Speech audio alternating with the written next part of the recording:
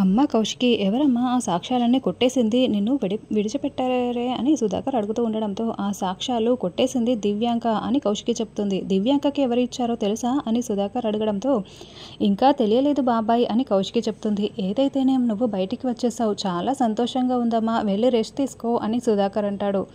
ఇక కౌశికి చాలా కోపంగా నిషి వాళ్ళ వైపు చూస్తూ లోపలికి వెళ్తుంది. అంటే ఆ అమ్మి దివ్యాంక మన పేరు బయట పెట్టలేదన్నమాట అని వైజయంతి అంటూ ఉంటుంది. అవునత్తయ్య అని నిషి అంటుంది. ఆ అమ్మి నమ్మకస్తురాలు కాబట్టి మన పేరు బయట పెట్టనట్టుంది. ఇక మీదట మనం చాలా జాగ్రత్తగా ఉండాలి అని నిషి, వైజయంతి, యువరాజ్ అనుకుంటూ ఉంటారు. తర్వాత కౌశికి జరిగిన సంఘటన మొత్తం కూడా గుర్తు చేసుకుంటూ ఉంటుంది. నిషి వాళ్ళు సాక్ష్యాలు కొట్టేశారని కొంచెం కోపంతో ఇంకోవైపు బాధపడుతూ ఉంటుంది. ఇక ధాత్రి కేదార్ గదిలో ఉంటారు. అప్పుడే ధాత్రి నాన్నకి బుల్లెట్ తగలకపోయి ఉంటే సిరి పెళ్లిని చాలా ఘనంగా జరిపించేవారు దగ్గర ఉండి అని ధాత్రి బాధపడుతూ ఉంటే ఇప్పుడేమైంది, వాళ్ళక్క జగదాత్రి అంతకంటే బాగా జరిపిస్తుంది కదా అని కేదార్ ధైర్యం చెప్తూ ఉంటాడు. పెళ్ళికి ఏమేం కావాలో ఆ లిస్ట్ని ధాత్రి రాస్తూ ఉంటే కేదార్ దగ్గర ఉండి ధాత్రి తిను ధాత్రి ఫ్రూట్స్ అని చేతికి అందిస్తూ నోట్లో పెడుతూ ఉంటాడు.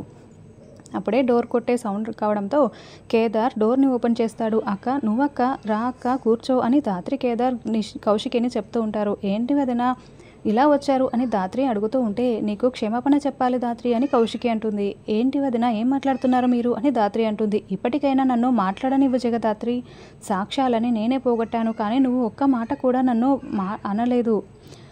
ఇప్పుడు కూడా నేను నోరు తెరిచి మాట్లాడకపోతే నాలో నేను కుంగిపోవాల్సి వస్తుంది, బాధపడాల్సి వస్తుంది. ఒక్కసారి నేను మీ వైపు నిలబడినందుకే మీరు మాటి మాటికి నన్ను కాపాడుతూ వస్తున్నారు, నాకు అండగా నిలబడుతున్నారు, నాకేమీ కాకుండా చూసుకుంటున్నారు. కేదార్కి న్యాయం చేయలేకపోతున్నాను, నిజం తెలిసి కూడా నీకు అండగా నిలబడలేకపోతున్నాను.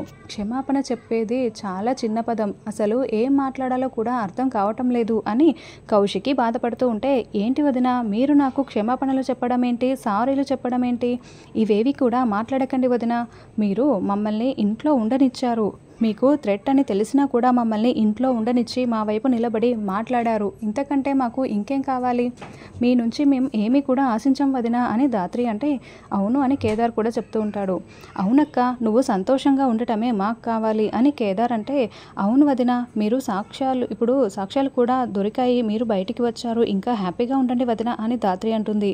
ఇప్పుడు సిరి పెళ్లి చేయాలి అని ధాత్రి అంటే ఆ విషయం కూడా మాట్లాడడానికే వచ్చాను ధాత్రి, ఇప్పుడు సిరి పెళ్లిని ఇక్కడే జరిపిద్దాం అని కౌశికి అంటుంది. మీకు ఎలాంటి అభ్యంతరం లేదు కదా అని కౌశికి అంటే మాకు ఎలాంటి అభ్యంతరం లేదు వదినా, కానీ నిషి వాళ్ళు అని ధాత్రి అంటుంది. వాళ్ళతో నేను మాట్లాడతాను అని కౌశికి అంటుంది. కానీ అత్తయ్య వాళ్ళు ఒప్పుకుంటారో లేదో ఒక మాట చెప్దాం వదినా అని ధాత్రి అంటే వాళ్ళతో కూడా నేనే మాట్లాడతాను, ఫోన్ చేయి జగదాత్రి అని కౌశికి అంటుంది. ధాత్రి వెంటనే భరద్వాజ్కి ఫోన్ చేసి నాన్న ఎలా ఉన్నారు, అంతా బాగానే ఉంది కదా అని అడుగుతూ ఉంటే బాగానే ఉన్నానమ్మా, నువ్వేమీ కంగారు పడుకు అని భరద్వాజ అంటూ ఉంటాడు. వదిన మీతో ఒకసారి మాట్లాడాలంట అని ఫోన్ని కౌశికి చేతికి ఇస్తుంది. హలో ఏమండి ఎలా ఉన్నారు, సిరి పెళ్ళిని మా ఇంట్లోనే చేద్దాం అనుకుంటున్నాము అని అనడంతో చెయ్యొచ్చమ్మా, కానీ మీనన్ థ్రెట్ ఉంది కదా, పెళ్లి కొడుకు వాళ్ళు ఒప్పుకుంటారో లేదో అని భరద్వాజ అంటాడు. నిషి వాళ్ళు అందరూ ఇక్కడే ఉంటారు, అంతేకాకుండా ఇక్కడ పోలీస్ సెక్యూరిటీ కూడా ఉంటుంది, ఇన్విటేషన్ లేనిదే ఒక్కరిని కూడా లోపలికి పంపించరు, కాబట్టి మొత్తం కూడా సెక్యూరిటీ విషయంలో ఎలాంటి లోటు ఉండదు, నేను చూసుకుంటాను అంకుల్, పెళ్లి కొడుకు వాళ్ళతో కూడా నేనే మాట్లాడతాను, మీరు పర్మిషన్ ఇవ్వండి అని కౌశికి అనడంతో అలాగేనమ్మా జగదాత్రి ఇష్టం మీ ఇష్టం అని భరద్వాజ అంటాడు. అయితే పెళ్ళి ఇక్కడే చేస్తున్నాం అంకుల్, మొత్తం నేను చూసుకుంటాను అని కౌశికి అంటుంది. అలాగేనని భరద్వాజ అనడంతో జగదాత్రి మీ నాన్నగారు కూడా ఒప్పుకున్నారు, ఇక పెళ్లి పనులు మొదలు పెట్టేద్దాం అని లిస్ట్ని ప్రిపేర్ చేస్తూ ఉంటారు. కౌశికి ఆవలిస్తూ ఉండడంతో వదిన మీకు నిద్రొస్తున్నట్లుంది, ఇక మిగతా పనులన్నీ రేపు చూసుకుందాం, రేపు ప్రిపేర్ చేసుకుందాం అని ధాత్రి అనడంతో అలాగే అని కౌశికి వెళ్తుంది. ధాత్రి ఇప్పుడు పెళ్లి పనులన్నీ ఇక్కడే జరుగుతాయి, మీనన్ నీతో ఛాలెంజ్ చేసి మరీ వస్తున్నాడు కదా అని కేదార్ అంటే అవును ఛాలెంజ్ చేసి వస్తున్నాడు కాబట్టి మనం కూడా ధీటుగా ఎదుర్కోవాలి అని ధాత్రి అంటుంది. కానీ జేడీ నువ్వు ఇద్దరు ఒకరే అని, మరి జేడీలా నువ్వు మారిపోవాలంటే ఇక్కడ జగదాత్రిగా పనులు చేయలేవు కదా, ఎలా ధాత్రి మీనన్ని ఎదుర్కోవడం అని కేదార్ అంటే ఇంటి పనులు, ఆఫీస్ పనులు ఇదివరకు వేరువేరుగా ఉండేవి కాబట్టి నేను మీనన్ని జేడీలా ఎదుర్కొంటూ వస్తున్నాను. ఇప్పుడు రెండు నా పనులే కాబట్టి జేడీలా, జగదాత్రిలా రెండు విధాలుగా కూడా నేను ఉండాలి. అయినా కూడా జేడీలా నేను నీడలా ఉంటూ మీనన్ని భయపెడుతూ ఉంటాను. జేడీలా ఈ ఇంటికి నేను కాపలా ఉంటానని మీనన్కి అర్థం అయ్యేలా చేయాలి. అప్పుడు మీనన్ ఏం చేయాలన్నా కూడా భయపడుతూ వస్తూ ఉంటాడు అని దాత్రి అంటే, కానీ రెండు ఫ్యామిలీస్కి కూడా జేడీ, జగదాత్రి ఒక్కరే అని తెలియదు కదా అని కేదార్ అంటే, మీనన్కి కూడా తెలియదు కదా కేదార్, అదే మనకు ప్లస్ పాయింట్ అవుతుంది. ఒకవైపు జేడీలా, మరోవైపు జగదాత్రిలా ఈ పెళ్ళిని నేను ఎలా జరిపిస్తానో చూడు, ఏ ఆటంకం రాకుండా జరిపిస్తాను అని. ఏదైనా ప్రాబ్లం వస్తే మనం ఎలాగో ఇక్కడే ఉంటాం కదా అని దాత్రి అంటుంది. తర్వాత కేదార్ భరద్వాజని వీల్ చైర్లో సమాధి దగ్గరికి తీసుకొస్తూ ఉంటాడు. బాబు ఎక్కడికో వెళ్ళాలని చెప్పి ఇక్కడికి తీసుకొచ్చావేంటి, అసలు జగదాత్రి ఎక్కడా అని భరద్వాజ అడుగుతూ ఉంటే, చెప్తానంకుల్ అంటూ కేదార్ భరద్వాజని కావ్య సమాధి దగ్గరికి తీసుకువస్తాడు. అదేంటి బాబు ఇక్కడికి ఎందుకు తీసుకొచ్చావు, అసలు జగదాత్రి ఎక్కడా కనిపించట్లేదే అని భరద్వాజ అడుగుతూ ఉంటే, మిమ్మల్ని ఇక్కడికి తీసుకురమ్మని చెప్పిందే జగదాత్రి అని కేదార్ అంటాడు. జేడీ, జగదాత్రి ఇద్దరు ఒకరే కదా బాబు, ఎందుకు నువ్వు ఇలా మాట్లాడుతున్నావు, నువ్వేం మాట్లాడుతున్నావో అర్థం కావటం లేదు అని భరద్వాజ అంటే, మిమ్మల్ని ఇక్కడికి తీసుకురమ్మని చెప్పింది జేడీ అంకుల్, జగదాత్రి కాదు, ఇద్దరు ఒకరే కాదు, వేరు ఒకసారి అటు చూడండి అంకుల్ అని కేదార్ చూపిస్తూ ఉంటే, జేడీ యూనిఫామ్లో అక్కడికి నడుస్తూ వస్తూ ఉంటుంది.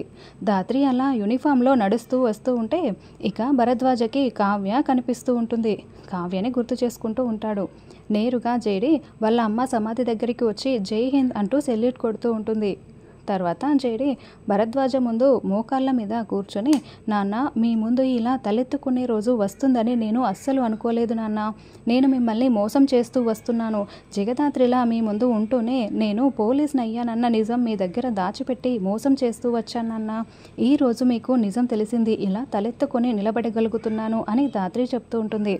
అసలు నువ్వు ఎప్పుడు పోలీస్ అవ్వాలని నిర్ణయం తీసుకున్నావమ్మా అని భరద్వాజ అడగడంతో, అమ్మ చనిపోయిన రోజునే నేను నిర్ణయం తీసుకున్నాను నాన్న, అమ్మపై పడిన నిందని పోగొట్టడానికే నేను ఈ నిర్ణయం తీసుకున్నాను అని జేడీ చెప్తూ ఉంటే, అవును దాత్రి వేరే జేడీ వేరే కాదంకుల్, ఆ మీనన్ని చేసిన కుట్రలన్నీ బయట పెట్టడానికే జేడీలా మారింది అని నాకు ఎప్పుడో తెలుసు అని కేదార్ చెప్తాడు. అమ్మ జగదాత్రి నువ్వు ఒంటరిగా ఇంత పెద్ద యుద్ధం చేస్తున్నావా అని భరద్వాజ అంటే, అమ్మపై పడిన నింద పోయే వరకు నేను నిద్రపోను నాన్న అని దాత్రి చెప్తూ ఉంటుంది. అవునమ్మా, నా భార్య ఏ తప్పు చేయలేదని నువ్వు నిరూపించాలి. ఇప్పుడు మీ అమ్మని చూసి మీ అమ్మ కంటే నువ్వు పెద్ద పోలీస్ ఆఫీసర్ అయ్యావని కూడా అందరికీ తెలియాలి. అంతేకాదమ్మా, ఇప్పుడు ఆ మీనన్ సిరి పెళ్ళి ఆపుతానని ఛాలెంజ్ చేశాడని నువ్వే చెప్తున్నావు. ఆ మీనన్ ఎంత క్రూరుడో నేను చూశాను కదా, నాకు చాలా భయంగా ఉందమ్మా, నీకేమవుతుందో ఏంటో అని భరద్వాజ టెన్షన్ పడుతూ ఉంటే, చూడండి అంకుల్, దాత్రికి మనం బలం అవ్వాలి కానీ బలహీనత అస్సలు అవ్వకూడదు. దాత్రికి ఏమీ కాదు, విజయం సాధిస్తుంది, మనం పూర్తిగా నమ్మాలి అని కేదార్ అనడంతో, అవునమ్మా నువ్వు ఖచ్చితంగా విజయం సాధిస్తావు, మీ అమ్మపై పడిన నిందని పోగొడతావు, నాకు ఆ నమ్మకం ఉందమ్మా, నేను నీకు ఎప్పుడూ అండగా ఉంటాను అని భరద్వాజ అంటే, ఒక్కసారి నా వల్లే మీకు బుల్లెట్ తగిలింది నాన్న, మళ్ళీ ఇలాంటి పరిస్థితి నేను తీసుకురానివ్వను. నేను అమ్మ చావు మీద ఒట్టేసి చెప్తున్నాను, ఆ మీనన్ని పట్టుకుంటాను, ఆ మీనన్కి ఫుల్ స్టాప్ పెట్టేస్తాను అని వాళ్ళ అమ్మ సమాధి మీద ఒట్టేసి మరీ దాత్రి ఛాలెంజ్ చేస్తుంది. తర్వాత బూచి కూర్చొని యాపిల్ తింటూ ఉంటే, తానే పెళ్లి పనులన్నీ చేస్తున్నట్లుగా బిల్డప్ ఇస్తూ అక్కడున్న వాళ్ళతో పనులు చేస్తూ ఉంటే, బూచి నువ్వు కొడుతున్న బిల్డప్ అంతా కూడా అక్క చూసేసింది కానీ నువ్వు కాస్త ఊరుకుంటావా అని కాచి అంటుంది. మరిది గారు కొంచెం పనులు చేయండి అని కౌశికి చెప్పి వెళ్తుంది. అమ్మో పనులు కూడా చేయాలా అని బూచి అనుకుంటూ ఉంటాడు.